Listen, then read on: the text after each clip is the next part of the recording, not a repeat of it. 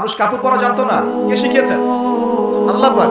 এমনকি কিভাবে কাপড় পরিধান করতে হবে, কিভাবে চাষবাস করতে হবে, কিভাবে এই পৃথিবীতে বেঁচে থাকতে হবে, এগুলো আল্লাহ রাব্বুল আলামিন জিবরাইল আলাইহিস সালামের মারফতে শিখিয়েছেন। আল্লাহ পাক পোশাক নাজিল করেছেন। শুরুতে মানুষ গাছের ছালপাতা পরে থাকতো না, এগুলো মিথ্যা কথা। আল্লাহ রাব্বুল আলামিন আসমান থেকে পোশাক নাজিল করেছেন প্রথম। জিবরাইল আলাইহিস সালাম শিখিয়েছেন কিভাবে সুতা বুনতে হয়, কিভাবে জমি চাষ করতে হয়, কোন কোন গাছ উপকারী, কোন কোন গাছ উপকারী নয়, কোনটা আমরা খেতে পারবো, কোনটা খেতে পারবো না, কোন প্রাণী আমাদের জন্য খাওয়া ভালো হবে, কোনটা খাওয়া ঠিক হবে না, আল্লাহ পাক ওহীর মাধ্যমে জানিয়েছেন। এগুলো আমরা জানতাম না, এগুলো আমরা জানতাম। এমনকি কোন গাছে ঔষধি গুণাগুণ আছে, এটা আদম আলাইহিস সালামকে কে জানিয়েছে? আল্লাহ পাক তার ওহীর মাধ্যমে জানিয়েছেন। এই যে আমরা এখন সভ্যতা নিয়ে এত কথা বলি, সত্যি কথা হচ্ছে সভ্যতা শুরু হয়েছে নবীদের হাতে, আর সভ্যতা প্রসারিত হয়েছে নবীদের হাতে, আর সভ্যতা শেষও হবে একজন নবীর হাতে। সেই নবীর নাম কি? ঈসা আলাইহিস সালাম। Very good. সেই নবীর নাম কিন্তু ঈসা ইবনে মারইয়াম। তার হাতে সভ্যতা শেষ হবে। ওইটা লাস্ট একটা সভ্যতা পৃথিবী দেখবে অচিরেই সামনে। এই উম্মতের হায়াত কত, মানে এখন কত বছর চলছে? এই উম্মতের বয়স চলছে প্রায় 1444 বছর। 1400, এটা কত হিজরি বলেন? 1444 হিজরি। এর আগে আরো 10 বছর যোগ করতে পারেন, বা 13 বছর যোগ করতে পারেন, তাহলে 1444 আর 13 কত হয়? 54, 57 ধরা যায়। এই যে 1450 বছরের মতো। এটা হলো আমাদের এখন সময় চলছে। নবী সাল্লাল্লাহু আলাইহি ওয়াসাল্লাম নবী হওয়ার পরে 1450 বছর চলে গেছে। তো এই 1450 বছরের মধ্যে প্রথম 23 বছর আল্লাহ নবী সাল্লাল্লাহু আলাইহি ওয়াসাল্লাম নিজে ইসলাম প্রতিষ্ঠা করে চলে গেছেন। যার প্রথম 13 বছর মক্কায়, পরের 10 বছর মদিনায়। এই 23 বছর সময় নিয়ে তিনি পুরো জাজিরাতুল আরবে ইসলাম প্রতিষ্ঠা করে গেছেন। প্রতিষ্ঠা মানে কি? প্রতিষ্ঠা মানে হচ্ছে একটা সমাজের মানুষ 5 ওয়াক্ত নামাজ পড়ে, যাকাত দেয়, তারা সৎ কাজে আদেশ করে, অসৎ কাজে নিষেধ করে। একটা সমাজের মধ্যে আল্লাহ পাকের যে নাজিলকৃত বিধান, ওই অনুযায়ী ফয়সালা করা হয়। এটা হলো ইসলাম প্রতিষ্ঠা করা। আমি এখন কি করছি? আমি ইসলামের দাওয়াত দিচ্ছি। এখন আমি কি করছি? দাওয়াত দিচ্ছি। মনে করেন যে আল্লাহ না করুক এখানে কেউ কাউকে ধর্ষণ করলো, নাউজুবিল্লাহ, বা কেউ মদপান করলো, বা কেউ মুরতাদ হয়ে গেল। মুরতাদ বুঝেন কি? ইসলাম ত্যাগ করে চলে যাও। হ্যাঁ, এরকম বড় বড় হুদুদের মতো পাপ কেউ করলো, আমি তাকে কোনো শাস্তি দিতে পারবো না। পারবো না। আর কোনো ক্ষেত্রে আমাদের প্রশাসন এবং বিচার বিভাগও তাকে সেই শাস্তি দিতে পারবে না যা কোরআনে আছে, হাদিসে আছে। আমি খুব নম্রভাবে, সরলভাবে সত্য কথাগুলো বলার চেষ্টা করছি। কোরআনে একজন ব্যক্তি যদি ব্যভিচার করে, ব্যভিচার বুঝি, যেটা এখনকার ফ্যাশন হয়ে গেছে, ঠিক আছে না? 100 বেত্রাঘাত। কত বেত্রাঘাত? যদি অবিবাহিত হয়, যদি অবিবাহিত হয়। আর অবিবাহিতদের এই পরিসংখ্যান কত আল্লাহ ভালো জানেন। আমরা দোয়া করি আল্লাহ পাকে সমস্ত পথভ্রষ্ট দিনী ভাই বোনকে আল্লাহর পথে ফিরে আসার তৌফিক দান করুন। সূরা নূরের উপর আমল করার তৌফিক দান করুন। আল্লাহ পাক আমাকেও যেন তৌফিক দেন, আপনাদের সবাইকে তৌফিক দেন। আর যদি সেই ব্যক্তি বিবাহিত হয়, বিবাহিত হলে পাথর নিক্ষেপ করে রজম, অর্ধেক কোমর পর্যন্ত মাটিতে পুঁতে ফেলা, তারপরে পাথর নিক্ষেপ করে রজম করা। আমি এটার ওয়াজ আপনাকে করতে পারবো, এখন দাওয়াত দিতে পারবো যে দেখুন, জেনা থেকে দূরে থাকুন, বা আমরা সবাই জেনা থেকে দূরে থাকি। যদি বিবাহিত হয়ে এই কাজ কেউ করেন তাহলে এই শাস্তি হবে, যদি অবিবাহিত হয়ে কেউ করেন তাহলে এই শাস্তি হবে। কিন্তু আমি আপনাকে শাস্তি দিতে পারবো না। পারবো? এই ইখতিয়ার, এই ক্ষমতা, এই অথরিটি আমার কাছে নাই। এমনকি এই শাস্তি কোনো ক্ষেত্রে রাষ্ট্রীয়ভাবেও আপনাকে দেওয়া হবে না, বা দিতে পারা যাচ্ছে না। চুরি করলে কি করতে হয়? কোরআন বলেছে হাত কেটে ফেলো। কে বলেছে? কোরআন কার বাণী? এটা কি আমাদের বানানো কোনো কিতাব? নাউজুবিল্লাহ। কোরআনের এক একটা বর্ণ, নুক্তা যে আল্লাহর পক্ষ থেকে এসেছে, কোনো সন্দেহ আছে? এবং এর মধ্যে যে প্রত্যেকটা বিষয়ের সমাধান আছে, এতে কোনো সন্দেহ আছে? আল্লাহ পাক বলছেন যদি কেউ চুরি করে, চোর হোক ছেলে অথবা মেয়ে, তাহলে হাতটা কেটে ফেলে দিও, কবজি পর্যন্ত। কি পর্যন্ত? কবজি পর্যন্ত। কিন্তু আমি আপনাকে এটা দাওয়াত দিচ্ছি, সতর্ক করতে পারি, আমি এটা আপনার উপর বাস্তবায়ন করতে পারবো না। কোনো ক্ষেত্রে আমরা রাষ্ট্রীয়ভাবে এটা বাস্তবায়ন করতে পারবো না। এটাই বাস্তবতা। শুধু আমাদের দেশ পারবে না তা নয়, অনেক কান্ট্রি পারবে না, পৃথিবীর প্রায় বেশিরভাগ দেশই পারবে না। যেখানেই এগুলো বাস্তবায়ন করার চেষ্টা করা হবে বা কেউ করবে, তাদেরকে পশ্চিমারা কালো তালিকাভুক্ত করে ফেলবে। আমি বোঝাতে চাচ্ছি যে আল্লাহ পাকের জমিনে তার দিন কায়েম করে দিয়ে গিয়েছিলেন নবী মুহাম্মদ সাল্লাল্লাহু আলাইহি ওয়াসাল্লাম। কত বছরে? 23 বছর। তখন কি চোরের হাত কাটা হতো? হতো না? তখন কি রজমের শাস্তি দেওয়া হতো? তখন কি কেউ মদ পান করলে বেত্রাঘাতের শাস্তি ছিল? আচ্ছা, তখন কি কেউ মুরতাদ হয়ে গেলে মৃত্যুদণ্ডের শাস্তি ছিল? তখন কেউ যদি ধর্ষণ করতো তাকে কি কতলের শাস্তি ছিল? হত্যার বদলে হত্যার শাস্তি ছিল? হাতের বদলে হাত, চোখের বদলে চোখ, কানের বদলে কান, দাঁতের বদলে দাঁত, এই শাস্তি ছিল? মানে নবী সাল্লাল্লাহু আলাইহি ওয়াসাল্লাম যেভাবে ইসলাম প্রতিষ্ঠা করে দিয়ে গিয়েছিলেন তাতে ইসলামটা 100% আল্লাহর জমিনে প্রতিষ্ঠিত ছিল। এবং ওই বেস বা ওই ফাউন্ডেশনের উপর দাঁড়িয়ে আরও 2.5 বছর এই বিশ্ব শাসন করেছেন আবু বকর সিদ্দিক রাদিয়াল্লাহু আনহু, যিনি ইসলামের প্রথম খলিফা। ইসলামের প্রথম খলিফা। খলিফা শব্দটা আমরা কি পরিচিত? খলিফা মানে কি? আচ্ছা, এখানে একটু বুঝেন। আল্লাহ রাব্বুল আলামিন কোরআনে 2 জায়গায় খলিফার কথা বলেছেন। কয় জায়গায়? ভাই আমি স্টাডি করেই বলছি। কয় জায়গায়? 2 জায়গায়। এক হচ্ছে সূরা বাকারায়, একটা কোথায়? প্রথম দিকে আছে। আরেকটা হচ্ছে সূরা সদে। কোন সূরায়? সদ। সূরা বাকারায় আল্লাহ পাক খলিফা বলেছেন আদম আলাইহিস সালামকে। কাকে? আর সূরা সদে আল্লাহ পাক খলিফা বলেছেন দাউদ আলাইহিস সালামকে। কাকে? আচ্ছা, এবার একটু খলিফা কি এটা বুঝি, তারপরে সামনে যাই। আল্লাহ পাক বলছেন বিসমিল্লাহির রহমানির রহিম, ওয়া ইয ক্বালা রাব্বুকা লিল মালায়েকা ইন্নী জাইলুন ফিল আরদি খলিফা। বলেছেন তো সবাই? সমস্যা হচ্ছে আমরা সবাই কোরআন তো পড়ি কিন্তু হয়তো বুঝি না, বা এর উপযুক্ত ব্যাখ্যা আমাদের সামনে হয়তো পেশ করা হয় না, কারণ আমরা তো বেশিরভাগ সময় একে অপরের গোশত খাওয়া নিয়ে ব্যস্ত আছি আর কি, তাই না? এবং এটাকে আমরা কি বলবো যে ভালো কাজ মনে করি, হকের পথ মনে করি। বস্তুত এটাই শেষ জামানা, যখন সাদাকে কালো মনে হবে, কালোকে সাদা মনে হবে, হককে বাতিল মনে হবে, বাতিলকে হক মনে হবে, যেটা ন্যায় ওটাকে অন্যায় মনে হবে, যেটা অন্যায় সেটাকেই ন্যায় মনে হবে। নবী সাল্লাল্লাহু আলাইহি ওয়াসাল্লাম বলে গিয়েছেন আনতারিদা লামাতু রাব্বাতুহা, শেষ জামানায় দাসী তার মনিবকে জন্ম দিবে। দাসী তার মনিবকে জন্ম দিবে, কখনো দাসী তার মনিবকে জন্ম দেয় না। মানে ন্যায় অন্যায়, হক বাতিল, সত্য মিথ্যা, এগুলোর মানদণ্ড উল্টে যাবে। ন্যায় হবে অন্যায়, অন্যায় হবে ন্যায়, হক হবে বাতিল, বাতিল হবে হক। যেটা সত্য সেটাই মিথ্যা মনে হবে, যেটা মিথ্যা সেটাই সত্য মনে হবে, যেটা অন্ধকার সেটাকে আলো মনে হবে, যেটা আলো সেটাকে অন্ধকার মনে হবে। আনতারিদা লামাতু রাব্বাতুহা, হালালকে মানুষ হারাম করবে, হারামকে হালাল করবে। আমার কথা বুঝতে পারছেন কি না বেশি গভীর হয়ে যাচ্ছে? আমি সহজ করার চেষ্টা করছি। এখন আসেন, আল্লাহ পাক বলছেন ওয়া ইয ক্বালা রাব্বুকা লিল মালায়েকা, হে নবী মুহাম্মদ বলেন সাল্লাল্লাহু আলাইহি ওয়াসাল্লাম, স্মরণ করেন সেই সময়ের কথা। আল্লাহ নবীকে বলা হচ্ছে স্মরণ করেন সেই সময়ের কথা, মানে মহাবিশ্বের লক্ষ লক্ষ বছর আগে, হয়তো কোটি কোটি বছর আগে। ওয়া ইয ক্বালা রাব্বুকা লিল মালায়েকা, আপনার রব এই ফেরেশতাদেরকে বলেছিলেন। কাদেরকে বলেছিলেন? কি বলেছিলেন? ইন্নী জাইলুন ফিল আরদি খলিফা, আমি এই আরদে মানে পৃথিবীতে আমার খলিফা পাঠাতে চাই। সুবহানাল্লাহ। পৃথিবীতে কেউ ছিল না এর আগে, জিন জাতি ছিল। জিন জাতি, কোন জাতি? জিন জাতি বলে একটা জাতি আছে, বিশ্বাস করেন তো নাকি? আচ্ছা, এখন এই জিন জাতি যখন ফাসাদ সৃষ্টি করে আল্লাহ পাক ওদেরকে সরিয়ে দেন, দিয়ে আল্লাহ পাক নতুন করে কোনো সৃষ্টি পাঠানোর ইরাদা করেন, তখন ফেরেশতাদেরকে বলেন যে আমি পৃথিবীতে আমার খলিফা পাঠাতে চাই। কি পাঠাতে চাই? শব্দটা আবার বলেন, খলিফা। আচ্ছা, এবার আসেন তো ফেরেশতারা বলেন আতাজআলু ফিহা, আপনি কি এমন কাউকে সেখানে পাঠাতে চাচ্ছেন মা ইউফসিদু ফিহা, যে পৃথিবীতে গিয়ে ফাসাদ সৃষ্টি করবে, দাঙ্গা হাঙ্গামা ফাসাদ সৃষ্টি করবে, ওয়া ইয়াসফিকুদ দিমা, এবং একে অপরের রক্ত ঝরাবে, রক্তপাত ঘটাবে। ওয়া নাহনু নুসাব্বিহু বিহামদিকা ওয়া নুকদ্দিসু লাক, অথচ আমরাই তো আপনার প্রশংসা করি, তাসবিহ পাঠ করি, কি প্রয়োজন? আপনি কি এমন কাউকে পাঠাতে চাচ্ছেন যে পৃথিবীতে গিয়ে 2টা কাজ করবে? ফেরেশতারা বলেছেন কয়টা কাজ করবে? 1 বলেন ফিতনা ফাসাদ সৃষ্টি করবে, 2 একে অপরের রক্তপাত ঘটানোর দিকে তাকায় দেখবেন। এবার এই মানব জাতি এই 2টা কাজ করতেছে, হয় ফিতনা ফাসাদ সৃষ্টি করতেছে অথবা রক্তপাত ঘটাচ্ছে। এখানে ভাই ভাইয়ের রক্ত ঝরাচ্ছে, প্রতিবেশী প্রতিবেশীর, কোনো সময় সামাজিক এক দল আরেক দলের, কোনো সময় এক রাজনৈতিক দল আরেক রাজনৈতিক দলের, কোনো সময় এক বিশ্বের একটা দেশ আরেকটা দেশের, পুরো বিশ্বের ছোট থেকে বড় যে স্তরে আপনি উঠবেন দেখবেন রক্তপাত রক্তপাত রক্তপাত।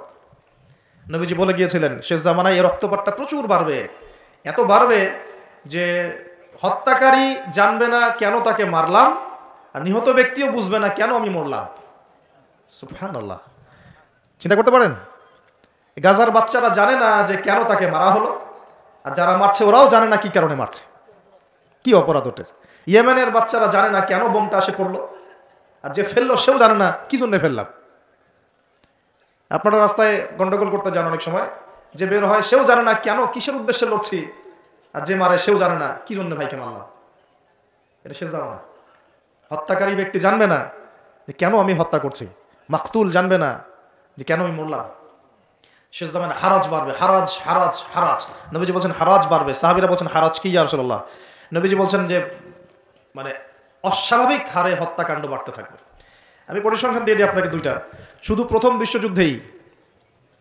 বিশ্বযুদ্ধেই এই 4-5 বছরের মধ্যে প্রায় 1.5 থেকে 2 কোটি মানুষ মারা গেছে। কত কোটি? আর আরো বেশি, অনেকে বলেন 2.5 কোটি 3 কোটি, আমি একটা মিনিমাম রেঞ্জ বললাম। আর দ্বিতীয় বিশ্বযুদ্ধে মারা গেছে প্রায় 6 থেকে 7 কোটি। 6 থেকে 7 কোটি। শুধু আমেরিকার একটা পারমাণবিক বোমা যেটা জাপানে পড়েছে হিরোশিমায়, ওতেই লক্ষ লক্ষ লোক মারা গেছে। এখন পর্যন্ত ওদের যে বংশ পরম্পরা, ওই যে পারমাণবিক বোমার যে প্রভাব, এটা এখন পর্যন্ত আছে। নাগাসাকিতে যেটা পড়েছে দ্বিতীয় বোমা, ওটার নাম ছিল ফ্যাটম্যান, আর প্রথমটার নাম ছিল লিটল বয়। এইগুলো অনেক আগের বোম। আর এখনকার পারমাণবিক বোমগুলো কত শক্তিশালী এটা বলার অপেক্ষা রাখে না। একটা পুরো দেশকে এক মুহূর্তে উড়াই দিতে পারে। বাংলাদেশের মতো একটা ছোট্ট দেশ, এরকম ছোট্ট একটা দেশকে একটা বোমা দিয়ে উড়িয়ে দেওয়া সম্ভব। ইংল্যান্ডের মতো একটা দেশকে একটা রাশিয়ান হাইপারসনিক ক্ষেপণাস্ত্র দিয়ে উড়িয়ে দেওয়া সম্ভব। আর এখনকার সমরবিদ্যা নিয়ে যারা ঘাটাঘাটি করেন, তারা এটা আশঙ্কা করছেন যে প্রথম বিশ্বযুদ্ধের মতো, দ্বিতীয় বিশ্বযুদ্ধের মতো আরও একটা তৃতীয় বিশ্বযুদ্ধ হয়তো বা বিশ্ববাসী দেখতে যাচ্ছে। হয়তোবা, আল্লাহ ভালো জানেন, আমরা তো গ্যারান্টি দিয়ে বলতে পারবো না, কিন্তু পরিস্থিতি ওইরকমই মনে হচ্ছে। তবে এতটুকু জেনে রাখেন, হাদিসের মধ্যে মালহামা নামে একটা শব্দ আছে। কি শব্দ? নবীজি বলেছেন ইউফ্রেটিস নদী, মানে ফোরাত নদী। ইউফ্রেটিস কোন নদী? এই ফোরাত নদী অচিরেই তার ভূগর্ভস্থ সোনার পাহাড় বের করে দিবে। ফোরাত নদী অচিরেই তার সোনার পাহাড় বের করে দিবে, এবং ওই সোনাকে নিয়ে মারামারি করতে আসবে যে মানুষগুলো, তাদের মধ্যে প্রত্যেক 100 জনের মধ্যে 99 জন মানুষ মারা যাবে। আর একজন ব্যক্তি যে বেঁচে থাকবে, সে ধারণা করবে আমি সেই ব্যক্তি যে সোনাটা পাবো। আর মুসলিমদেরকে নবীজি বলছেন, তোমরা যদি ওই সময় ওই জায়গায় থাকো, কোনো মুসলমান যদি সেটা দেখে, তোমরা সেই সোনায় হাতও দিবে না। আরেকটা হাদিস এসেছে যে অচিরেই রোমকরা, পশ্চিমারা আরবদের সাথে চুক্তি ভঙ্গ করবে এবং 80টা পতাকা নিয়ে তাদের বিরুদ্ধে যুদ্ধে নেমে যাবে। কয়টা পতাকা? 80টা। এবং প্রত্যেক পতাকার নিচে থাকবে 12,000 করে সৈন্য। কত হাজার? একটা যুদ্ধে এত বেশি 99% মানুষ মারা যাওয়াটা স্বাভাবিক না, এটা অস্বাভাবিক। ঢাল তলোয়ার AK-47 যুদ্ধে এমনটা হবে না বা হয় না। হয়তো এমন কোনো অস্ত্র সেখানে প্রয়োগ করা হতে পারে, এটা আমাদের ধারণা, আল্লাহ ভালো জানেন, যেই অস্ত্রগুলো দিয়ে অল্প সময়ে বেশি বেশি মানুষ মেরে ফেলা সম্ভব। ঠিক যেমন এখনকার নিউক্লিয়ার ওয়েপেন্স বা থার্মোনিউক্লিয়ার ওয়েপেন্স হতে পারে, আল্লাহ ভালো জানেন। তো বিশ্ববাসী এরকম একটা মালহামা দেখার অপেক্ষায় আছে। এই মালহামার পরেই আসবেন ইমামুল মাহদি। ইমামুল মাহদির পরে আসবে ঈসা ইবনে মারিয়াম। ঈসা ইবনে মারিয়ামের পরে আসছে ইসলামিক খেলাফত। ওই খেলাফত থেকে খলিফা, এই শব্দটা নিয়ে কথা বলছি এখন। আমি আবু বকর সিদ্দিকে ছিলাম রাদিয়াল্লাহু আনহু। ফেরেশতারা বলছেন, আপনি কি এমন কাউকে পৃথিবীতে পাঠাতে চান গিয়ে রক্তপাত ঘটাবে অথবা ফাসাদ সৃষ্টি করবে? যেটা বললাম, এখনকার বিশ্বে দুটোই আমাদের কাজ। তো আল্লাহ পাক বলছেন, ইন্নী আ'লামু মা লা তা'লামুন, ইন্নী আ'লামু মা লা তা'লামুন। দেখো আমি যা জানি তোমরা সেটা জানো না। মানে আমার কিছু শুকরগুজার বান্দা থাকবে যারা এরকম ফিতনা ফাসাদ করবে না এবং রক্তপাতও ঘটাবে না। তাদের জন্যই আমি প্রস্তুত করেছি জান্নাতুল ফিরদাউস। সুবহানাল্লাহ। তো এখন ফেরেশতাদের মতামত আপনারা শুনলেন, আল্লাহ পাকের কথাও শুনলেন। এখন আল্লাহ রাব্বুল আলামিন তার খলিফা হিসেবে সৃষ্টি করলেন তার নিজ হাতে আদম আলাইহিস সালামকে। সুবহানাল্লাহ। প্রথম মানবকে, তিনি নবীও হলেন, তিনি প্রথম মানব এবং তিনি খলিফা। এখন আদম আলাইহিস সালামকে তার স্ত্রী সহ জান্নাতে থাকতে দেওয়া হলো। এই ঘটনা আপনারা জানেন। ইবলিস এসে প্ররোচিত করলো। তার আগে ইবলিসকে বলা হয়েছিল সেজদা করো, সবাই সেজদা করলো, ইবলিস করলো না। মনে আছে? এটা তো আপনারা জানেন। ওইদিকে আমি আর ওই জন্য সময় নষ্ট করছি না। ইবলিস সেজদা না করে কাফের হয়ে গেল। আর আদম আলাইহিস সালাম এবং হাওয়া আলাইহিস সালামকে জান্নাতে থাকতে দেওয়া হলো। বলা হলো যে এখানে থাকো, কিন্তু ওয়ালা তাকরাবা হাযিহিশ শাজারা, এই গাছের কাছেও যাবে না। ইবলিস ফুসলিয়ে ফাসলিয়ে তাদেরকে গাছের কাছে নিয়ে গেল। যেভাবে আমাদেরকে ফুসলিয়ে পাপের দিকে নিয়ে আসে, ঠিক এভাবেই। ঠিক আছে? এখন আমাদের পিতামাতা একটা ভুল করে ফেললেন। মানুষ মাত্র কি হবে? আমাদের পিতামাতা ভুল করে ফেললেন, এটাই তো হাদিসের ব্যাখ্যা যে কুল্লু বানি আদম খাত্তা, প্রত্যেকটা বনু আদমেরই কি আছে? ভুল আছে। খয়রুল খাত্তাইন আত-তাওয়াবিন, যারা তওবা করে তারা হচ্ছে উত্তম ভুলকারী। তো আমাদের পিতা কিন্তু ভুলের উপর অটল থাকলেন না। ইবলিস যেমন তার মতে অটল থাকলো যে আমি সেজদা করি নাই, তো কি হয়েছে? খলাকতানি মিন নার ওয়া খলাকতাহু মিন তিন, আমাকে সৃষ্টি করেছেন আপনি আগুন দিয়ে, ওকে সৃষ্টি করেছেন মাটি দিয়ে। এটা ইবলিসের চরিত্র। যে ভুলের উপর অটল থাকে, সংশোধন করে না, সেই ইবলিসের অনুসারী। কথা বুঝতে পারছেন? ইবলিস কি এখানে সঠিক ছিল? নাউজুবিল্লাহ, কখনোই না। আল্লাহ পাক তাকে আদেশ করেছেন, আদম কিসের তৈরি সেটা তো দেখার দরকার নেই। আল্লাহ পাক আদেশ করেছেন, বাস তোমাকে সেজদা করতে হবে। এখন আমরা যেমন আল্লাহ পাকের আদেশের সামনে অনেক সময় এরকম দলিল উপস্থাপন করি, এটা কেন করব, এটা কেন করব, তাই না? পর্দা কেন করব, নামাজ কেন করব, যাকাত কেন দেওয়া লাগবে, এগুলি ইবলিসের চরিত্র। আর ইবলিস চ্যালেঞ্জ করলো আল্লাহকে, আল্লাহ পাক তাকে বের করে দিলেন, ফাখরুজ মিনহা ফাইন্নাকা রাজিম, এখান থেকে বের হও, তুমি অভিশপ্ত। ওয়া ইন্না আলাইকা লা'নাতা ইলা ইয়াউমিদ্দিন, কিয়ামত পর্যন্ত তোমার উপর লানত, অভিশাপ। ও আবার চালাক, সে বলল যে আমাকে কিয়ামত পর্যন্ত অবকাশ দিন, আনজিরনি ইলা ইয়াউমি ইউবআসুন, আমাকে কিয়ামত পর্যন্ত অবকাশ দিন। আল্লাহ পাক বলেন ইন্নাকা মিনাল মুনযারিন, যাও তুমি অবকাশপ্রাপ্তদের অন্তর্ভুক্ত একজন, ছেড়ে দিলাম তোমাকে, কিয়ামত পর্যন্ত হায়াত দেওয়া হলো। এবার সে বলছে ফাবিমা আগাওয়াইতানি, হে আল্লাহ, যে আদমের জন্য আপনি আমাকে বের করে দিলেন, আমি চ্যালেঞ্জ করছি। এবার ইবলিসের চ্যালেঞ্জটাও মাথায় লিখে রাখেন, মাথায় লিখে রাখেন। ইবলিস বলছে ফাবিমা আগাওয়াইতানি লাআকউদান্না লাহুম সিরাতাকাল মুস্তাকিম, যার জন্য আপনি আমাকে এখান থেকে বের করে দিলেন, আমি তার সরল পথে ওত পেতে বসে থাকবো। কিভাবে বসে থাকবো? ওত পেতে। সুম্মা লাআতিয়ান্নাহুম মিন বাইনি আইদিহিম ওয়া মিন খালফিহিম ওয়া আন আইমানিহিম ওয়া আন শামাইলিহিম ওয়া লা তাজিদু আকসারাহুম শাকিরিন, আমি তাদের ডান দিক থেকে আসবো, বাম দিক থেকে আসবো, সামন থেকে আসবো, পিছন থেকে আসবো। আপনি বেশিরভাগ আদম সন্তানকে শুকরগুজার পাবেন না। কে বললো এটা? ইবলিসের এই কথা সত্য না মিথ্যা বলেন তো? এখন সত্য হয় নাই? কিভাবে সত্য সেটা আরেকটা হাদিস থেকে দেখেন দলিল। আমি আর গভীরে ঢুকে যাচ্ছি। কিয়ামতের মাঠে আদম আলাইহিস সালাম, এই আদম আলাইহিস সালামই যখন উঠবেন, আদম আলাইহিস সালামকে আল্লাহ পাক ডেকে বলবেন তোমার সন্তানদের মধ্য থেকে জাহান্নামী জান্নাতি আলাদা করে দাও তো তুমি।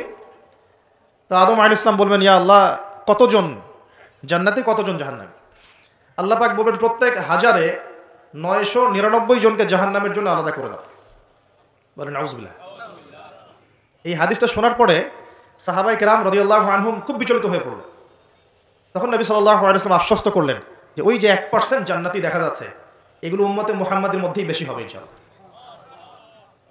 তবে কোন উম্মতে মুহাম্মাদি যে নামাজ পড়ে না, রোজা রাখে না, যাকাত দেয় না, শরীয়তের বিধিবিধানের কোনো পরোয়া করে না, কোরআনটা পর্যন্ত তেলাওয়াত করতে চাচ্ছে না, সেই উম্মতে মুহাম্মাদি কথা বলা হচ্ছে কি? নাকি যারা নিজেদের জান মাল সময় শ্রম সবকিছু ঢেলে দিয়ে দিনের জন্য নিজেকে নিবেদিত প্রাণ করে, কাদের কথা বলা হচ্ছে? এটা আপনারা নিজেরাই বোঝেন, এটা তো আমার বোঝানোর দরকার নেই।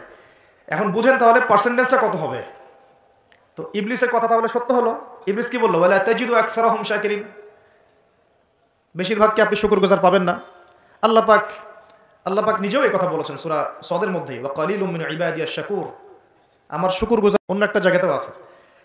এখন আল্লাহ রাব্বুল আলামিন আদম আলাইহিস সালাম আর হাওয়া আলাইহিস সালামকে জান্নাতে রাখলেন। তারা যে ফল খেয়ে ভুল করে ফেললেন, আল্লাহ পাক তখন তাদেরকে সাথে সাথেই বের করে দেন নাই, সাথে সাথে বের করে দেন নাই, বরং ফাতালাক্কা আদামু মির রাব্বিহি কালিমাত, আদম আলাইহিস সালাম আল্লাহর কাছ থেকে কিছু কালিমা বা বাক্য শিখে নিলেন। সুবহানাল্লাহ। ফাতাবা আলাইহি, ওই কালিমা ওই বাক্য দিয়ে আল্লাহ পাক আদম আলাইহিস সালাম তওবা করলেন। ওই কালিমা ওই বাক্য দিয়ে আল্লাহ পাক আদম আলাইহিস সালাম কি করলেন? আবার বলছি, একটু পিছনে যাও। ওই কালিমা ওই বাক্য দিয়ে আদম আলাইহিস সালাম কি করলেন? তওবা করলেন। আবার বলছি, ফাতালাক্কা আদামু মির রাব্বিহি কালিমাত, আদম আলাইহিস সালাম তার রবের কাছ থেকে কিছু কালিমা শিখে নিলেন। ফাতাবা আলাইহি, ওই কালিমা দিয়ে আল্লাহ রাব্বুল আলামিনের কাছে তিনি তওবা করলেন। ইন্নাহু হুয়াত তাওয়াবুর রহিম, এবং আল্লাহ পাক তওবা কবুল করে তাকে মাফ করে দিলেন। ওই বাক্যটা কি ছিল সেটা একটু শুনি। ওই বাক্যটা ছিল রব্বানা, আমার সাথে বলেন, রব্বানা যালামনা আনফুসানা ওয়া ইল্লাম তাগফির লানা ওয়া তারহামনা লানাকুনান্না মিনাল খাসিরিন। মানে অর্থ হচ্ছে, হে আমাদের রব, রব্বানা যালামনা আনফুসানা, আমরা নিজেদের নফসের উপর জুলুম করেছি, ওয়া ইল্লাম তাগফির লানা, আপনি যদি আমাদেরকে মাফ না করেন, ওয়া তারহামনা, আমাদের উপর রহম না করেন, লানাকুনান্না মিনাল খাসিরিন, আমরা অবশ্যই ক্ষতিগ্রস্তদের অন্তর্ভুক্ত হয়ে যাব। এই কালিমা শিখলেন কে? আদম আলাইহিস সালাম তার রবের কাছ থেকে। এই কালিমা, এই দোয়া দিয়ে তিনি তওবা করলেন, আল্লাহ রাব্বুল আলামিন তাকে মাফ করে দিলেন। তবে তিনি বলে দিলেন আর জান্নাতে থাকা হচ্ছে না। কুল নাহবিতু মিনহা জামিআ, আল্লাহ বলেন তোমরা এখন সবাই পৃথিবীতে নেমে যাও। ফাইম্মা ইয়াতিয়ান্নাকুম মিন্নি হুদান, নেমে যাও পৃথিবীতে, কিন্তু জেনে রেখো পৃথিবীতে আমার পক্ষ থেকে তোমাদের কাছে হেদায়েত যাবে। কি যাবে?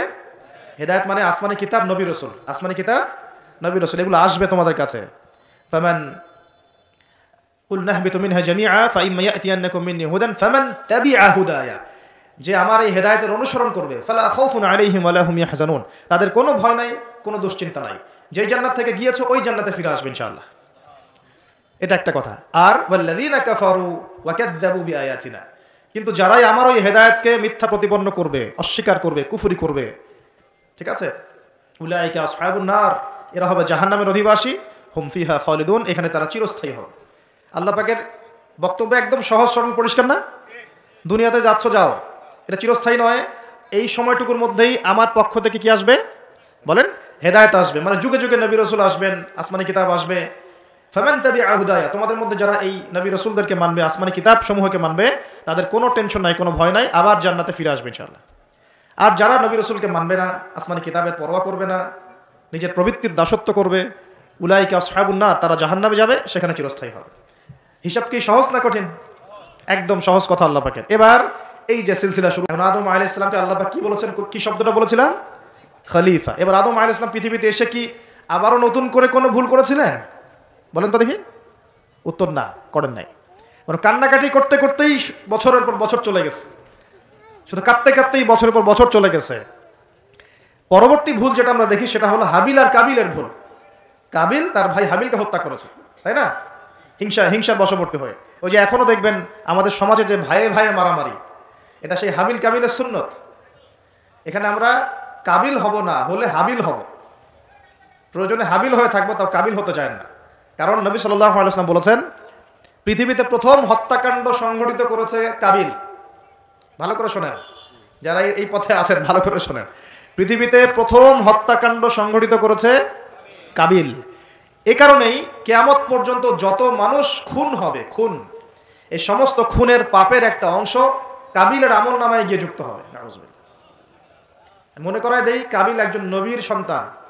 কার সন্তান? নবীর সন্তান। লূত আলাইহিস সালামের স্ত্রী একজন নবীর স্ত্রী। নূহ আলাইহিস সালামের স্ত্রী একজন নবীর স্ত্রী। আবু লাহাব সর্বকালের সর্বশ্রেষ্ঠ মানব মুহাম্মদ সাল্লাল্লাহু আলাইহি ওয়াসাল্লামের চাচা। আবার ফিরাউনের ওই স্ত্রী, তার নাম, দাসীর নাম কি? আসিয়া। তাহলে আমাদের বংশ, আমাদের রং, আমাদের জাতীয়তা, আমাদের অর্থ সম্পদ, আমাদের টাকা পয়সা, আমাদের স্ট্যাটাস, আমাদের ভাষা, আমাদের এই গোত্রীয় বিভাজন, এগুলো আমাদেরকে আল্লাহ পাকের আযাব থেকে বাঁচাতে পারবে না, যদি না আমরা আল্লাহ পাকের হুকুম আহকাম মেনে চলি।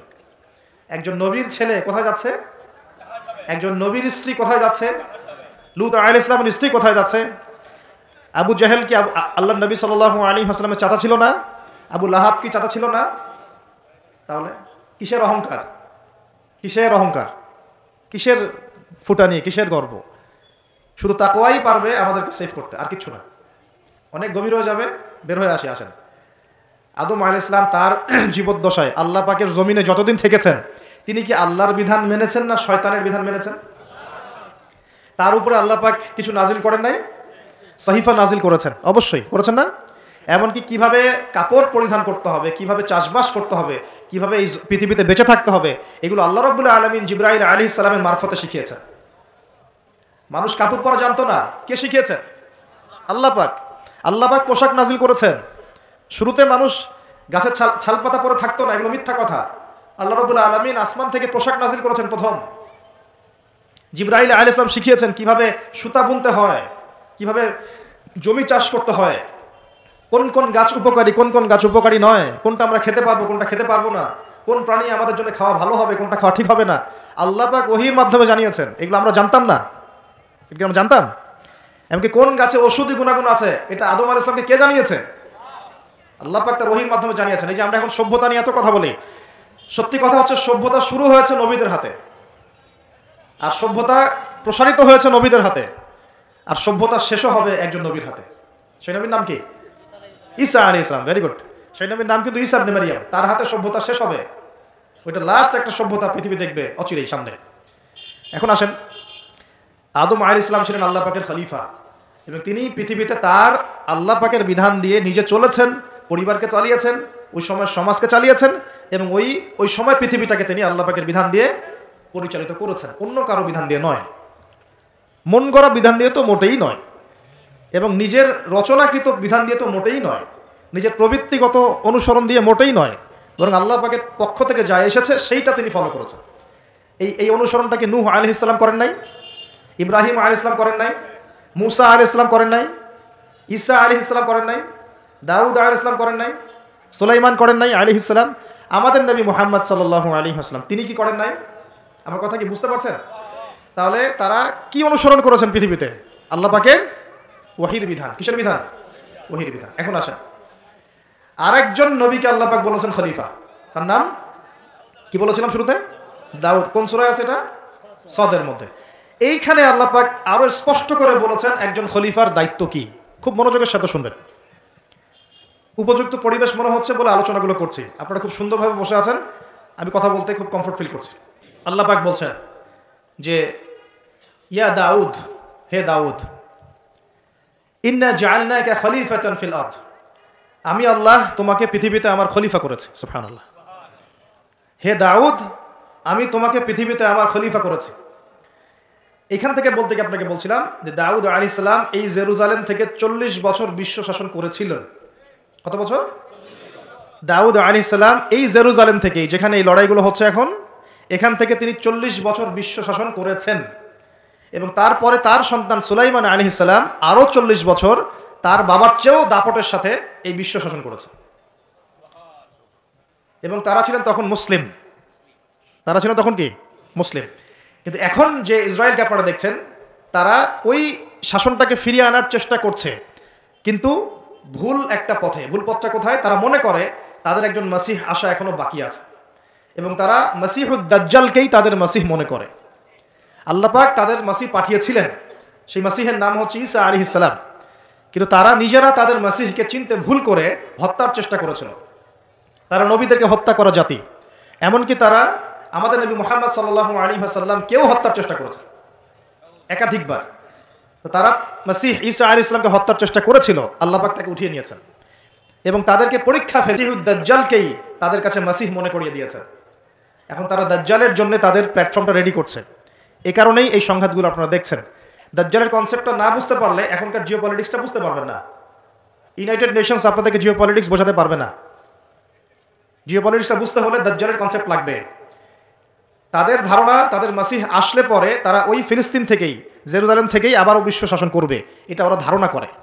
এই ধারণায় তারা বিগত 100 বছর থেকে কাজ করে যাচ্ছে। কত বছর থেকে? এবং কাজ করতে করতে করতে করতে এখন দেখেন কি অবস্থা।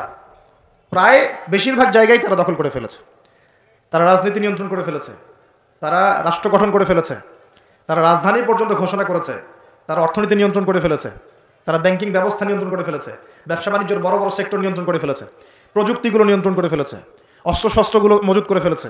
এখন তারা যা ইচ্ছা তাই করতে পারে। এই কাজগুলো তারা কেন করছে এটা আপনারা বুঝতে পারছেন না। কেন তারা হাসপাতালে বোম মারবে? কেন শিশুদেরকে হত্যা করবে? কেন নিরীহ ফিলিস্তিনিদেরকে এখান থেকে উৎখাত করবে? কেন? আপনার তো একটা কুকুরের গায়ে লাথি মারতে মায়া লাগে, মায়া লাগে না? কিন্তু কিভাবে নির্দয়ভাবে এই কাজগুলো তারা 100 বছর থেকে করতে পারছে? কারণ তারা মনে করে তারা সঠিক কাজ করছে।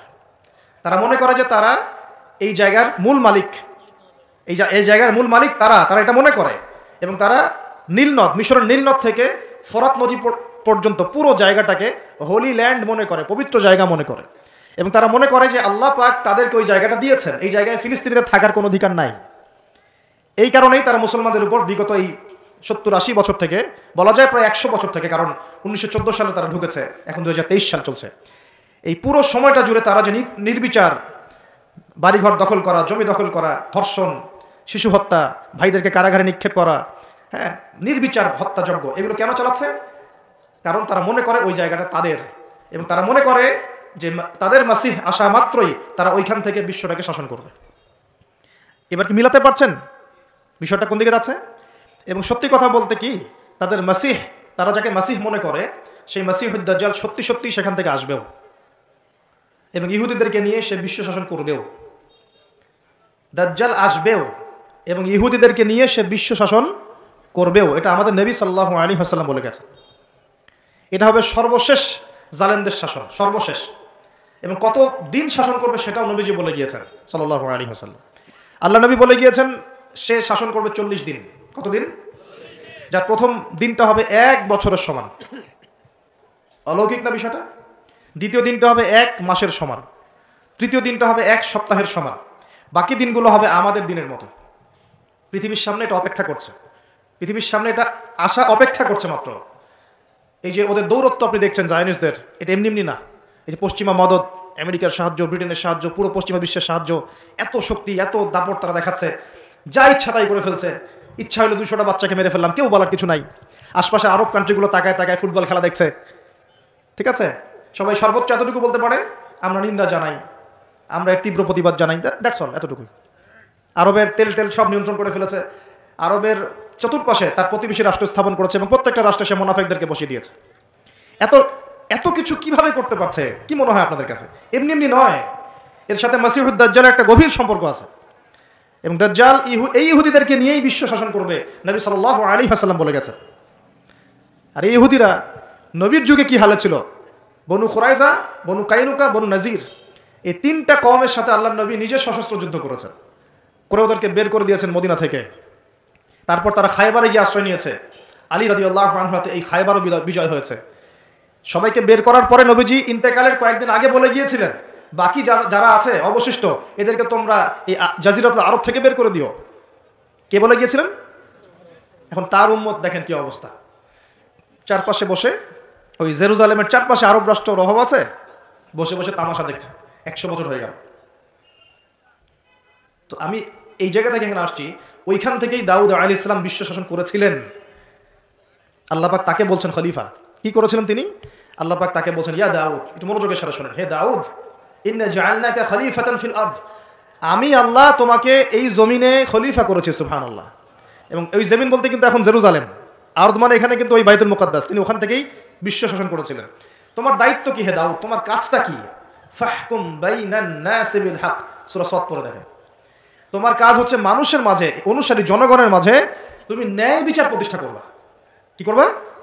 তার মানে একজন যে কেউ, একজন মেম্বার হোক, একজন চেয়ারম্যান হোক, একজন এমপি হোক, একজন মন্ত্রী হোক, একজন পিএম হোক, যাকে আল্লাহ পাক যেখানে দায়িত্ব দিবেন, খলিফা হিসেবে তার কাজ কি বলেন তো? ফাহকুম বাইনান নাসি বিল হক, সত্য ন্যায়ের মানদণ্ডে মানুষের মাঝখানে বিচার ফয়সালা করবা, বাস, এটা আপনার কাজ। নেতৃত্ব দিলে দোষের কিছু নাই, নেতৃত্ব পেলেও দোষের কিছু নাই, কিন্তু ফাংশনটা কি? একজন খলিফার কাজটা কি? আবু বকর সিদ্দিক কেমন খলিফা ছিলেন, ওমর কেমন ছিলেন, ওসমান কেমন ছিলেন, আলী কেমন ছিলেন রাদিয়াল্লাহু আনহুম আজমাইন, তারা এই আয়াতের উপর আমল করতেন। ফাহকুম বাইনান নাসি বিল হক, মানুষের মাঝখানে ন্যায় বিচার করো। ন্যায় বিচার কথা বলা হয়েছে, ন্যায় বিচার। এখন ন্যায় বিচার কতটুকু কি হচ্ছে না হচ্ছে এটা আপনারা আমার চেয়ে ভালো জানেন, আমি এইসব নিয়ে কথা বলতে চাই না, কিন্তু আমাদের কাজ এতটুকুই, যাকে আল্লাহ পাক যেখানে দায়িত্ব দিবেন ন্যায় বিচার। আরো আল্লাহ বলছেন, আয়াতটা শেষ হয়নি, আরো সামনে একটু আছে। আল্লাহ পাক বলছেন ওয়ালা তাত্তাবিউল হাওয়া, ন্যায় বিচার করো এবং নিজের হাওয়া প্রবৃত্তির অনুসরণ করো না, নিজের মন গড়া বিধানের অনুসরণ করো না, নিজের প্রবৃত্তির দাসত্ব করো না। যদি করো তাহলে কি হবে? ইউদিল্লাকা আন সাবিলিল্লাহ, তাহলে আল্লাহ পাকের এই সরল পথ থেকে ওই প্রবৃত্তির অনুসরণ তোমাকে বিচ্যুত করে দিবে। কার কথা এগুলো? আল্লাহর কথা। ইন্নাল্লাযীনা ইউদিল্লুনা আন সাবিলিল্লাহ, পরের আয়াত, নিশ্চয়ই যারা আল্লাহ পাকের সরল পথ থেকে বিচ্যুত হয়ে গেছে, লাহুম আযাবুন শাদীদ, তাদের জন্য কঠিন শাস্তি আছে। আযাবুন শাদীদ মানে কঠিন শাস্তি আছে। বিমা নাসু ইয়াউমাল হিসাব, এই কারণে যে তারা হিসাবের দিনটা ভুলে গিয়েছে। এই দুইটা আয়াত আমি শোনাই দিলাম আপনাকে। আল্লাহ পাক যাকে যেখানে দায়িত্ব দিবেন সবসময় এই দুইটা আয়াত মাথায় রাখবেন, যে আল্লাহ পাক আপনাকে দাউদ আলাইহিস সালামের মতো কাজ দিয়েছেন, আল্লাহ পাক আপনাকে আদম আলাইহিস সালামের মতো কাজ দিয়েছেন। যাকেই দেখ, X Y Z whoever he is, এটা আমাদের দেখার বিষয় না। আমরা ধর্মতাত্ত্বিক দৃষ্টিকোণ থেকে শুধু মূলনীতিগুলো বলবো। তাহলে এখানে খলিফার কাজ কি বুঝতে পারলাম? মানুষের মাঝে ন্যায় বিচার প্রতিষ্ঠা করা, প্রবৃত্তির দাসত্ব না করা। যদি করি তাহলে কঠিন শাস্তি অপেক্ষা করছে। এখন আসেন, আল্লাহ নবী সাল্লাল্লাহু আলাইহি ওয়াসাল্লাম কি এই আয়াতের উপর আমল করে যান নাই? গিয়েছেন না যান নাই? তার জীবদ্দশায়, তার 23 বছরের এই নববী জীবনে কেউ কখনো জুলুমের শিকার হয়েছিল? বলেন তো, কেউ বলতে পারবে বুকে হাত দিয়ে যে একজন মানুষ জুলুমের শিকার হয়েছে? তার রেখে যাওয়া ইসলামের এই প্ল্যাটফর্মের উপরে আবু বকর সিদ্দিক শাসন চালিয়েছেন 2.5 বছরের মতো। আবু বকর সিদ্দিকের সময় কি কেউ জুলুমের শিকার হয়েছিল? তিনি কি এই আয়াতগুলোর উপর আমল করেছিলেন না করেন নাই? তাহলে তিনি একজন সফল খলিফা ছিলেন। আমরা খলিফা এবং খেলাফা দুটার ব্যাখ্যা বুঝতে পারলাম। যে খলিফা আল্লাহ পাকের বিধান মেনে বিচার ফয়সালা করে, ওই শাসন ব্যবস্থাটাকেই বলা হয় খিলাফা। এটা নতুন কোনো মৌলবাদী শব্দ নয়, আমরা ভুল বুঝি, আমাদেরকে ভুল বোঝানো হয়।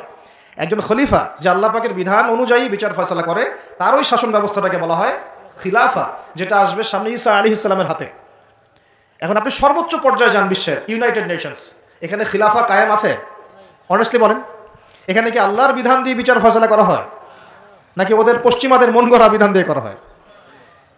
100-200 কেন, একদিনে যদি 1000টা বাচ্চাকেও বোম মেরে হত্যা করে দেয়, তারপরে ওরা ইসরায়েলের পাশেই থাকবে, বলবে আমরা আমাদের বন্ধুর পাশে আছি। আমাদের যদি এর পরেও চোখ না খুলে, তাহলে নিশ্চিত আমরা ইন্টারনালি ব্লাইন্ড, আধ্যাত্মিকভাবে অন্ধ হয়ে গেছে। আর যারা অন্ধ তারাই তো অন্ধ দাজ্জালের অনুসরণ করবে। আমি জানি আমাদের উপরের লেভেলে যারা আছেন তারা এগুলো সব ভালো করেই বোঝেন, কিন্তু পরিবেশ পরিস্থিতির কারণে অনেক সময় তারা সত্য কথা বা সাহস করে অনেক কিছু বলতে পারেন না, কারণ তারা অবশ্যই বুঝেন, তারা মুসলিম পরিবার থেকে এসেছেন। আমাকে বলেন, তাদের যে সিস্টেম, এই সিস্টেমের মধ্যে যে অর্থ ব্যবস্থাটা আছে, এটা সুদ ভিত্তিক না সুদ বিবর্জিত? তাহলে এটা কি আল্লাহ পাকের কোরআনের সাথে গাদ্দারি হয়নি? তাহলে ওর আন্ডারে থাকলে কি আমরা সত্যিকারের খেলাফা কায়েম করতে পারবো? সম্ভব না। ওর যে মিডিয়াগুলো চালায়, এই মিডিয়াতে ও যা মানুষকে বোঝায় তাই। একজন মুসলমানকে যদি ও সন্ত্রাসী রূপে উপস্থাপন করে, সারা বিশ্ব বলে হ্যাঁ ও সন্ত্রাসী। একজন ব্যক্তি, আমি নাম মেনশন করছি না, গণহারে মানুষ হত্যা করেছে, তাকে শান্তিতে নোবেল পুরস্কার দেওয়া হয়েছে। এই হলো ওদের চরিত্র।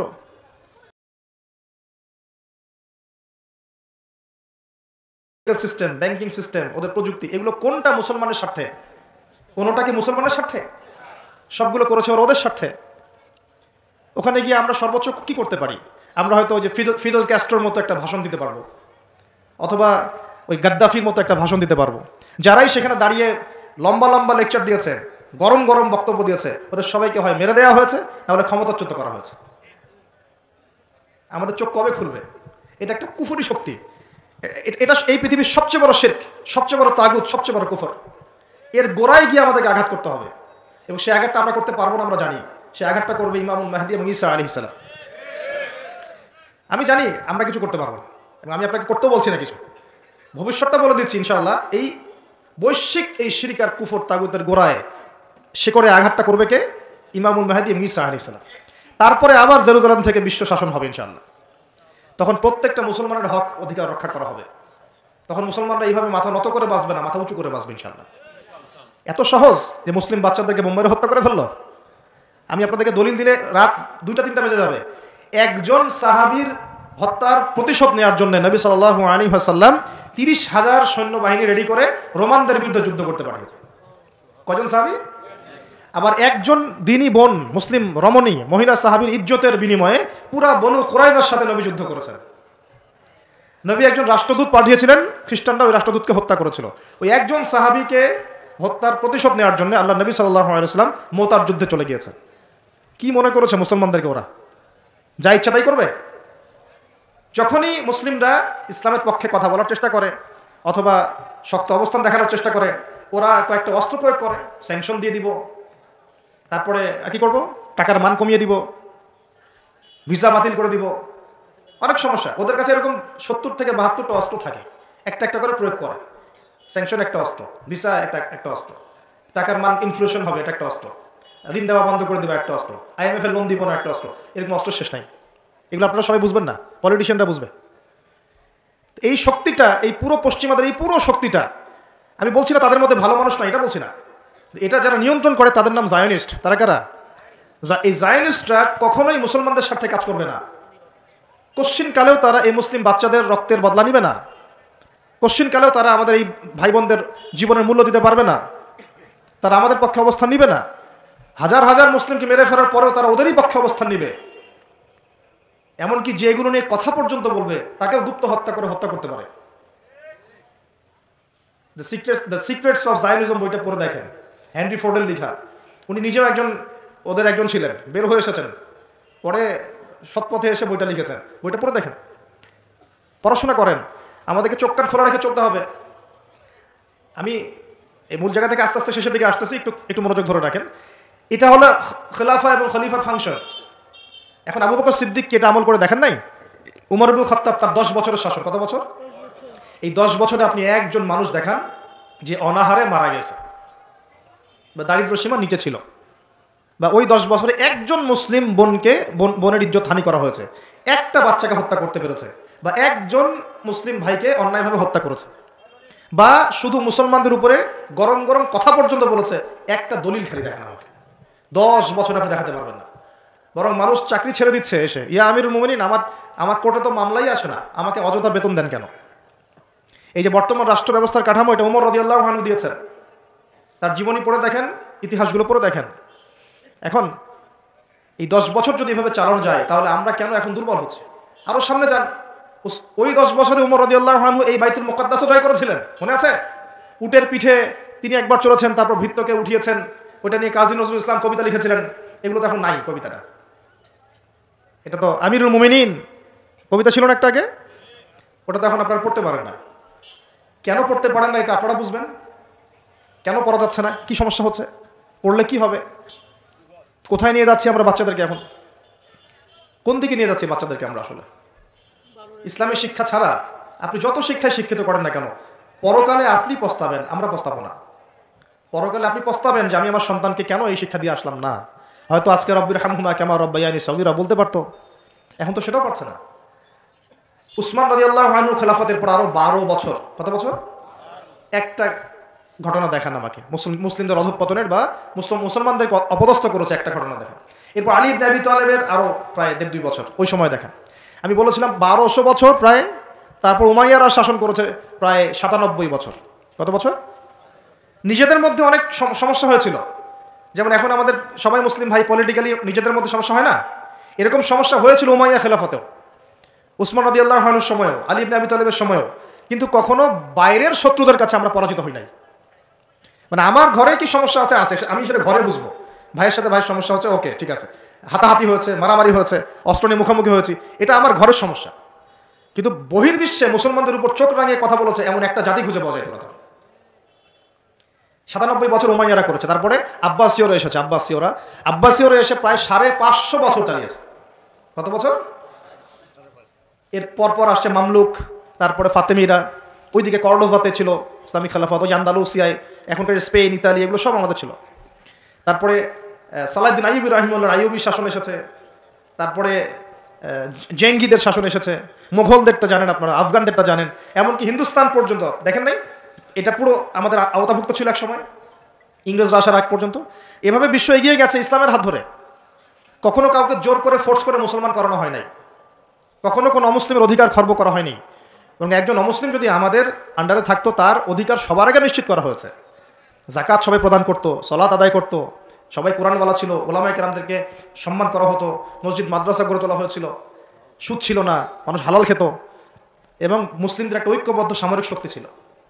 আস্তে আস্তে আস্তে আস্তে বিগত বেশি দিন না, আমার স্টাডি হচ্ছে বিগত মাত্র 100 থেকে 150 বছর, লাস্ট 100 থেকে 150 বছরে আমাদের পুরো টেবিলটাই উল্টে গেছে মনে হয়। এক্স্যাক্টলি উসমানী খেলাফতের পতনের সময় থেকে 1914 সালে এটার পতন ঘটেছে, প্রথম বিশ্বযুদ্ধের সময়। এরপর থেকেই কেন জানি এই যে বিগত 100 বছরে পুরো বিশ্বের চিত্রটাই উল্টাই গেল। যারা আমাদেরকে কর দিত একসময়, ট্যাক্স, ওরা এখন আমাদেরকে বলে ঋণ দিব কি দিব না। সুবহানাল্লাহ। আপনারা চিন্তা করেন একটু বিষয়টা। যারা আমাদেরকে ট্যাক্স দিয়ে আমাদের জমিতে থাকতো, ওরা আমাদেরকে বলে লোন লাগলে অ্যাপ্লাই করতে হবে, শর্ত সাপেক্ষে দিতে পারি, তা আবার চড়া সুদে। ওরা বলে যে পলিটিক্যাল সিস্টেম আমাদের কেমন হবে, ও ইন্টারফেয়ার করতে চায়, ও এসে নাক গলাতে চায় যে তোমাদের রাষ্ট্র ব্যবস্থা কীভাবে চলবে। ওরা এসে এখন ঠিক করে দেয় যে আমাদের সংস্কৃতি কেমন হবে, আমাদের শিক্ষানীতি কেমন হবে, ইত্যাদি ইত্যাদি। যে জেরুজালেমে ঢোকার আগে ওদেরকে 10 বার চেকিং করতে হতো, ওখানে আমরা ত্রাণ পাঠাতে পারছি না। ওখানে আমরা মুসলমানরাই আমাদের ভাইকে ত্রাণ পাঠাতে পারছি না। নির্বিচারে মানুষ মারছে, কিন্তু আমরা গিয়ে প্রতিহত করতে পারছি না, আমরা ফোর্স পাঠাতে পারছি না। আপনি বিশ্বাস করেন, বাংলাদেশে যারা উপর থেকে নিচু লেভেলে যে সেক্টরে মানুষরা আছেন, এদের মধ্যে বহু ইমানদার মানুষ আছে, বহু ইমানদার মানুষ আছে। পলিটিশিয়ানদের মধ্যে, র্যাবে, বিজিবিতে, আর্মিতে, আনসারে, প্রত্যেকটা জায়গায় এমন বহু মানুষ আছে যাদেরকে যদি আপনি পাঠাতেন যে যাও ওই জালেমদের বিরুদ্ধে অস্ত্র ধরো, দেখতেন ওরা বুক পেতে শহীদ হয়ে যেত। বহু মানুষ আমাদের দেশে আছে, ইমান আমরা লালন করি বলেই তো কথাগুলো বের হচ্ছে। আমাদের জায়গা, আমাদের জমি, আমাদের ভাই, আমাদের বোন, আমাদের বাচ্চাকে মেরে শেষ করে ফেললো, আমরা সামান্য প্রতিবাদটুকু করতে পারছি না। প্রতিবাদ করার প্ল্যাটফর্মটা কোথায়? জাতিসংঘে যেতে হবে। জাতিসংঘে গিয়ে প্রতিবাদ করে লাভটা কি হবে? ও বলবে যে আমি তার পাশে আছি, শোনাই নিবে।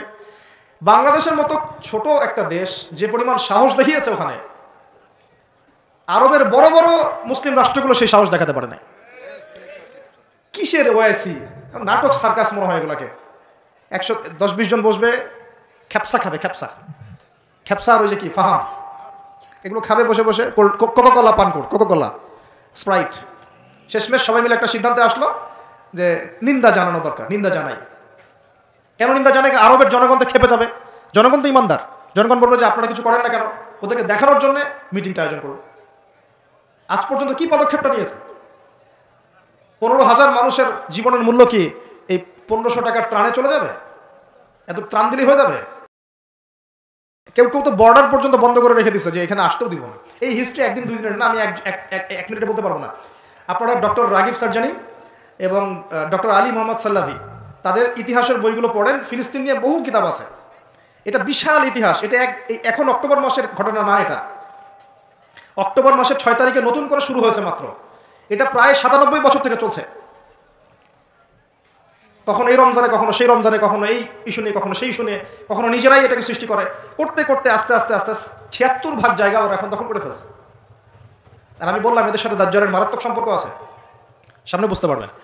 এটা একদিন 2 দিনের ইতিহাস নয়। আর এই প্রতিহতটা মানুষ আজকে নতুন করে করছে এমন নয়। প্রতিহত করেছে অনেকেই, অনেক সংগঠন এখানে প্রতিহত করে করে করে করে চলে গেছে। এখন না হয় আপনি হামাসকে দেখতে পাচ্ছেন, আগে তো সে ছিল না। ইন্তেফাদার আগে তো সে ছিলই না। নতুন করে তাকে প্রথম শুরু করেছিল ইখওয়ানুল মুসলিমিন। তার আগেও ওই যে কাসসাম ব্রিগেড, আপনার নাম শুনেছেন, ইজউদ্দিন কাসসাম, উনি প্রথম শুরু করেছিলেন 1935 সালের দিকে।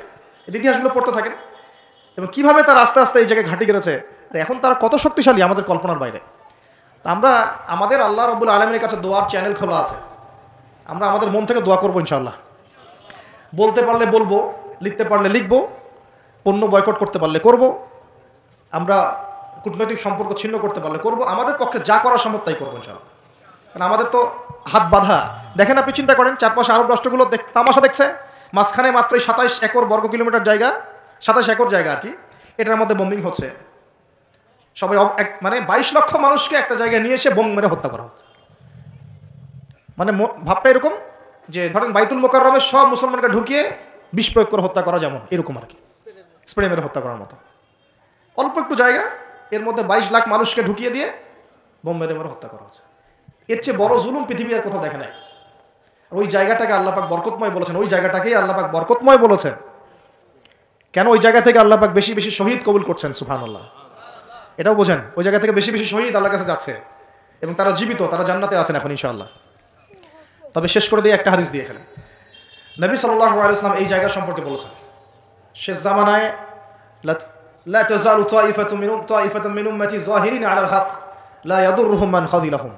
আল্লাহ নবী সাল্লাল্লাহু আলাইহি ওয়াসাল্লাম বলেছেন, আমার উম্মতের একটা দল, সবাই না, একটা দল চিরদিন হকের উপর থাকবে, তারা যুদ্ধ করতে থাকবে। বিরোধিতাকারীরা তাদের কোনো ক্ষতি করতে পারবে না দুর্ভিক্ষ ছাড়া। কি ছাড়া? এই যে এখন বুঝতে পারছেন, দুর্ভিক্ষ ছাড়া, পানি নাই, খাবার নাই। বিরোধিতাকারীরা ওদের কোনো ক্ষতি করতে পারবে না দুর্ভিক্ষ ছাড়া। এবং সাহাবীরা জিজ্ঞাসা করছেন, ইয়া রাসূলুল্লাহ, তারা কোন এলাকায় যুদ্ধটা করবে? নবীজি বলছেন যে বাইতুল মুকাদ্দাস ওয়া মা হাওলাহা, বাইতুল মুকাদ্দাস এবং তার চারপাশে। আরেকটা জায়গা আসছে যে ফিল দিমাশক, মানে যে সিরিয়ার দামেস্ক এবং তার চারপাশে। নবীজি বলছেন সর্বশেষ এই দলটা দাজ্জালের সাথেও যুদ্ধ করবে। তো এই দিকে পৃথিবী যাবে। এখন আমরা আজকে সংক্ষিপ্ত আলোচনায় এতটুকু বোঝানোর চেষ্টা করলাম। দেখুন, আমরা পৃথিবীতে এমনি এমনি আসি নাই, আল্লাহ পাকের খলিফা হয়ে এসেছে। আল্লাহ পাকের খলিফার কাজ নিজে আল্লাহ পাকের বিধান মেনে চলা, তারপরে সবার আগে আমার পরিবারকে মানানোর চেষ্টা করানো। যদি পরিবার মানে আলহামদুলিল্লাহ, যদি না মানে দাওয়াত দেয়, আমার কাজ এতটুকু পর্যন্তই। আর যদি আমার সন্তান হয় তাহলে তাকে আমি ফোর্স করতে পারি, চাপ দিতে পারি, কিন্তু আমি আমার পিতাকে তো চাপ দিতে পারবো না, আমার মাকে আমি চাপ দিতে পারবো না, দাওয়াত দিতে পারবো। আমার স্ত্রী সন্তানদেরকে আমি চাপ দিতে পারবো। তো খলিফা নিজেও হব, নিজের পরিবারের মধ্যেও সেই খলিফার সুন্নতগুলো থাকবে। তারপরে আমি আমার সাধ্যমতো সমাজে এটার প্রচার প্রসার ঘটাবো। আল্লাহ পাক যদি কবুল করেন, বড় পরিসরেও খিলাফা কায়েম হবে ইনশাআল্লাহ। আর আল্লাহ পাক যাকে যেখানে দায়িত্ব দিবেন তার মনে রাখা উচিত হবে তিনি হচ্ছেন এই পৃথিবীতে আদম আলাইহিস সালামের সন্তান। তিনি এই পৃথিবীতে ওই দাউদ আলাইহিস সালামের রোল প্লে করছেন। এরপরে তার সাধ্য অনুযায়ী সে ইসলাম কেন্দ্রিক সমাজ গঠনের চেষ্টা করবে। যদি না পারে বা প্রতিবন্ধকতা থাকে, ওজোর আপত্তি আল্লাহর কাছে পেশ করবে। আর যদি একেবারেই অস্বীকার করে, কুফরি করে, তাহলে তার শাস্তি আল্লাহ পাক তাকে দিবেন। আর সর্বশেষ কথা হলো, এই খিলাফার বদৌলতেই 4 খলিফার যুগ থেকে, এই যে আমি আপনাকে 1914 সাল পর্যন্ত দেখালাম, এই মুসলিম বিশ্ব দাপটের সাথে মাথা উঁচু করে বেঁচেছিল। আর বিগত 100 বছরে যখন এগুলো আস্তে আস্তে উঠে গেছে, ড্যামলিশ হয়েছে, তখন আস্তে আস্তে পুরো টেবিলটাই উল্টে গেছে। এবং সত্যি কথা বলতে পুরো ওয়ার্ল্ডের যত বড় বড় অস্ত্রশস্ত্র সেগুলো ওদের হাতে। ওটার দাপট আপনাকে ভয় দেখায়, ওটা সবচেয়ে বড় পাওয়ার। তারপরে প্রযুক্তিগুলো ওর হাতে, মিডিয়াগুলো ওর হাতে, ওদের হাতে, অর্থনৈতিক সিস্টেম, সুদভিত্তিক ব্যাংকিং সিস্টেম ওদের হাতে, যতগুলোর নাম বলে না, federal reserve, IMF, world bank, সব ওদের। তো এখন এই অবস্থাতে বিশ্বটা চলছে, এটা কি চিরস্থায়ী হবে? উত্তর হচ্ছে না, এটা চিরস্থায়ী হবে না। আজকে হোক আর কালকে হোক আর 100 বছর পরেই হোক, এটা চিরস্থায়ী হচ্ছে না ইনশাআল্লাহ। কখন চিরস্থায়ী হবে না? যখন একটা প্রজন্ম গড়ে উঠবে, যেই প্রজন্ম তাদের মুসলিম বীর সেনাদের ইতিহাস জানে, শেকড় চিনে, যেই প্রজন্ম 5 ওয়াক্ত নামাজি, মাশাআল্লাহ, তাহাজ্জুদ গোজার, হালাল খায়, যারা আদর্শ পরিবার করার চেষ্টা করে, যারা সৎ কাজে আদেশ করে, অসৎ কাজে নিষেধ করে, যারা ইউনাইটেড, ঐক্যবদ্ধ, বিভক্ত না, যারা আল্লাহর বিধানের সামনে মাথা পেতে দেয়, অন্য কোনো তাগুতি বিধান তারা মেনে চলে না, যারা ইসলামটাকে আবারও বিশ্ব বিজয়ী করার ফিকির করে, চিন্তা করে, ওইভাবে কাজ করে, ইনশাআল্লাহ ওই রকম প্রজন্ম যখন আসবে তখন বিজয় দেখতে পারবো ইনশাআল্লাহ। তবে আমার মনে হয় না যে এখন সেই প্রজন্ম আছে বা চলছে, আমার মনে হয় না। কারণ এখন আমরা বেশিরভাগ ক্ষেত্রেই দুনিয়া নিয়ে ব্যস্ত হয়ে গেছি। আমরা অনেকেই নামাজ ছেড়ে দিয়েছি। কোরআন তো মাশাআল্লাহ আমরা বললাম প্রথমে যে অনেকেই পড়তে জানি না, সুন্নাহ মাফিক জীবনযাপন করছি না। পরিবার তো আসলে কি বলবো, নিজের বলতে নিজেরই খারাপ লাগে। অনেক পরিবার এখন জাহান্নামের টুকরা হয়ে গেছে, জাহান্নামের টুকরা হয়ে গেছে। সৎ কাজে আদেশ সবাই করছি না, অসৎ কাজে নিষেধ সবাই করছি না। ভাইয়ে আমরা গোশত খাওয়া নিয়ে ব্যস্ত হয়ে আছি, মারামারি, কাটাকাটি, দাঙ্গা হাঙ্গামা। এমনকি দাড়ি টুপিওয়ালা মানুষরা এখন একে অপরের গোশত খাচ্ছে বসে বসে, অনেকেই। কে কার ভুল ধরতে পারবে, কে কাকে অপদস্থ করতে পারবে, কে কাকে জাতির সামনে ছোট করতে পারবে, মানে এগুলোই মনে হচ্ছে আমাদের কাজ। অথচ আমরা মূল লক্ষ্য থেকে কোথায় সরে গেলাম, মূল লক্ষ্যটা থেকে কত দূরে সরে গেলাম। আল্লাহ পাক আমাদেরকে সেই মূল বিষয়গুলো বোঝার তৌফিক দান করুন। ঘরের পাশে আগুন লাগলে কি ভাই আপনি এখানে ভাইয়ে তর্ক করবেন? আগুন আগে নিয়ে ভাবো। পুরো বিশ্বে আগুন জ্বলে গেছে, আগুন জ্বলছে পুরো বিশ্বে। তারা অঘোষিত ক্রুসেড রচনা করেছে, অঘোষিত, ঘোষণা দিয়ে রচনা করে নেই, ভিতরে অঘোষিত ক্রুসেড রচনা করেছে। ওরা একটা জিনিসই চিনে যে লা ইলাহা ইল্লাল্লাহ কালিমা কে পড়ে ওকেই ধরতে হবে। ওদের চিন্তা এরকম। সবার না, আমি বলছি ওদের মধ্যে সবাই খারাপ তা বলছি না, কিন্তু জায়নিস্টদের কথা বলছি আমি। আপনাকে দেখবেন আপনি শিয়া না সুন্নি, আপনি আহলে হাদিস না হানাফি, আপনি শাফিঈ না হাম্বলি, আপনি বাংলাদেশি না পাকিস্তানি, এগুলো কিছু দেখতে আসবে না। ওরা শুধু চিনে একটা কালিমা লা ইলাহা ইল্লাল্লাহ মুহাম্মাদুর রাসূলুল্লাহ। যারাই পড়ছে এদেরকে ধরো, টার্গেট করো। তারা মুসলিম এবং ইসলামকে মিটিয়ে ফেলতে চায়। আল্লাহ পাক কোরআনে এটা বলেছেন, ইউরিদুনা লিইউতফিউ নূরাল্লাহি বিআফওয়াহিহিম। তারা আল্লাহ পাকের এই নূর মানে কোরআন, হাদিস, ইসলাম, এটাকে মুখের ফুৎকারে নিভিয়ে ফেলতে চায়। আল্লাহ বলেন ওয়াল্লাহু ইউতিম্মু নূরাহু, কিন্তু আল্লাহ পাক তার নূরকে প্রজ্বলিত করবেন। ওয়ালাউ কারিহাল কাফিরুন, যদিও এই কাফেররা এটা পছন্দ করে না। মানে এটা প্রজ্বলিত করার দায়িত্ব আল্লাহ পাকই নিয়েছেন। কখন হবে? 2-3টা আয়াত বলে শেষ করে দেই খালি। আল্লাহ পাক বলেছেন ইন তানসুরুল্লাহা ইয়ানসুরুকুম, তোমরা যদি আল্লাহকে সাহায্য করো, মানে তোমরা যদি আল্লাহর দ্বীনকে সাহায্য করো, তাহলেই আল্লাহ তোমাদেরকে সাহায্য করবেন। এমনি সাহায্য নামবে না। এই যুগটা আবরাহার যুগ না, যে আবরাহা হস্তি বাহিনী নিয়ে হেঁটে যাবে আর আসমান থেকে পাখি আসবে ঝাঁকে ঝাঁকে, আবাবিল তৈরন আবাবিল নেমে আসবে, এটা সেই যুগ না। এখানে আপনাকে আপনার রিজিকের ফয়সালা যেমন নিজেকে করতে হয়, কাজ করতে হয় না, আকাশ থেকে মান্না সালোয়া পড়ে, রিজিক আল্লাহ দেন, কাজ আমাকে করতে হয়। ঠিক একইভাবে দিন প্রতিষ্ঠার ক্ষেত্রে ওইভাবেই কাজ না করলে আল্লাহ রাব্বুল আলামিন আসমান থেকে বিজয় দিবেন না। ইন তানসুরুল্লাহা ইয়ানসুরকুম, তোমরা যদি আল্লাহকে সাহায্য করো তবেই আল্লাহ তোমাদেরকে সাহায্য করবেন। ওয়া ইউসাব্বিত আকদামাকুম, তোমাদের পা আল্লাহ পাক সুদৃঢ় করে দিবেন ইনশাআল্লাহ। সুবহানাল্লাহ। আরো বলেছেন আল্লাহ পাক ইন্নাল্লাহা লা ইউগাইয়িরু মা বিকওমিন, আল্লাহ পাক কোনো কওমের অবস্থা ততক্ষণ পরিবর্তন করেন না। শুনে নেন, আল্লাহ পাক কোনো কওমের অবস্থা ততক্ষণ পরিবর্তন করে না হাত্তা ইউগাইয়িরু মা বিআনফুসিহিম, যতক্ষণ না তারা নিজেরা নিজেদের অবস্থা পরিবর্তনের চেষ্টা করছে। আল্লাহ পাকের কথার উপর কোনো কথা নাই, এর উপর কোনো ওয়াজি নাই। আমাদের কথা তো কিচ্ছু না, আল্লাহ পাকের কথার উপর কোনো কথাই নাই। ইন তানসুরুল্লাহ ইয়ানসুরকুম, তোমরা আল্লাহকে সাহায্য করো, আল্লাহর দ্বীনকে সাহায্য করো, আল্লাহ তোমাদেরকে সাহায্য করবে। ওয়া ইউসাব্বিত আকদামাকুম, পা শক্ত করে দিবেন ইনশাআল্লাহ, কেউ টলাতে পারবে না। আর ইন্নাল্লাহা লা ইউগাইয়িরু মা বিকওমিন, মনে রেখো আল্লাহ পাক কোনো কওমের অবস্থা, কোনো জাতির অবস্থা ততক্ষণ পরিবর্তন করেন না